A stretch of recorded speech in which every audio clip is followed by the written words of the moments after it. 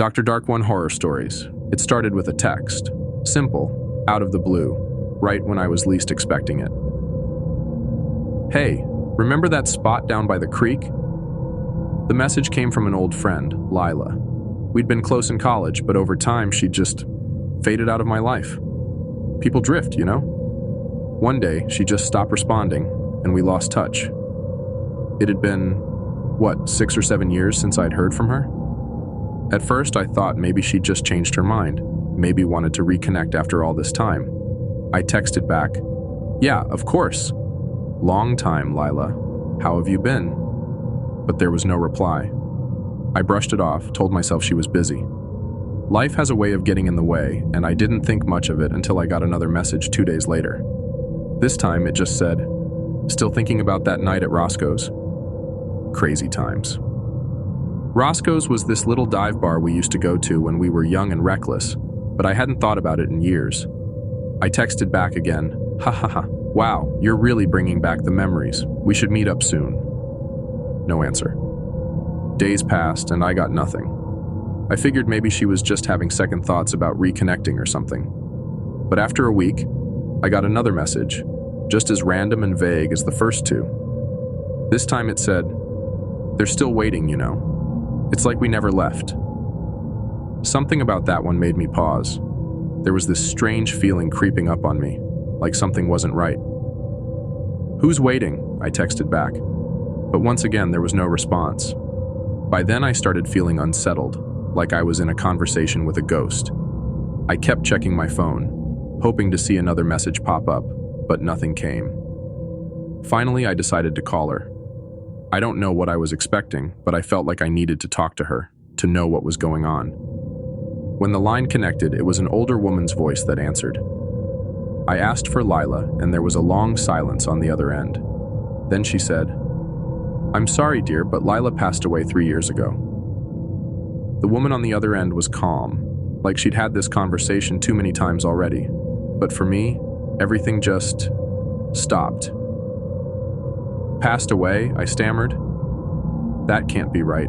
I just got a text from her." There was another pause, this time longer, heavier. "I don't know what to tell you," she finally said. "Lila's been gone for years now.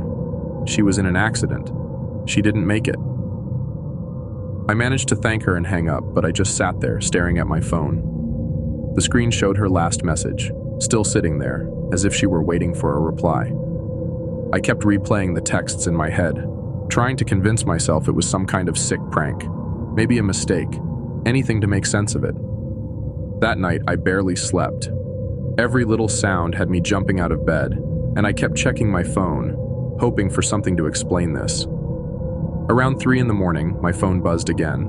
Another text from Lila. "I never left, you know. We're all still here." My heart started pounding. The air in my room felt thick, like I couldn't catch my breath. I texted back, my hands shaking. "Lila, who's there with you?" I hit send, then waited, staring at the screen. But of course, no response. Over the next week, the messages kept coming. They were never long, just a few words or a cryptic line here and there. "They miss you too," one read. "It's like old times here." Another said, "Remember the lake?" I can still feel the water. The memories she brought up were always random, pulling me back into the past, bringing up things we'd done together years ago. But each message left me feeling worse, like there was a weight pressing down on me. It was as if she wasn't just reminiscing.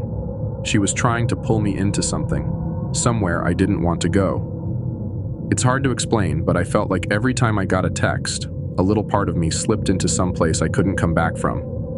Then one night, I decided to reply with a question I hadn't asked before. I typed, "Lila, where are you right now?" and hit send. I don't know why, but asking her that question terrified me. I half expected my phone to ring or something for her to answer right then. A few minutes later, she replied, "Home." But Lila hadn't had a home in years. After college, she'd moved around a lot, staying with friends, sometimes living out of her car. So where was this home she was talking about? The next message came a few nights later, just after midnight. "You should come see me," it said. My heart was pounding as I read it. My first instinct was to delete the message, block the number, anything to get away from it. But I couldn't bring myself to. Something about that message. It was like I didn't have a choice. I didn't sleep that night, just lay in bed with the message open, reading it over and over again. At some point, I must have drifted off, but I woke up just as the sun was coming up. That's when I remembered. There was an old attic above my apartment that I'd never really paid attention to. The building was old, a little run down, but I'd heard the landlord mention the attic once or twice.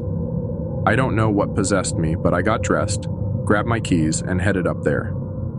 The door to the attic was locked, but I found an old key hanging on a hook by the stairwell. The moment I stepped inside, I felt a chill run down my spine. The air was stale, thick with dust, and everything was covered in a layer of grime, like no one had been up here in decades. And that's when I saw it. A large, antique mirror leaning against the far wall, draped with an old cloth. I don't know why, but I felt like I'd seen it before, like it was waiting for me. I reached out and pulled the cloth off, revealing the glass underneath. The mirror was cracked in places, but I could still see my reflection staring back at me. I looked tired, worn out, like the last few weeks had drained the life out of me. But as I stared, something shifted.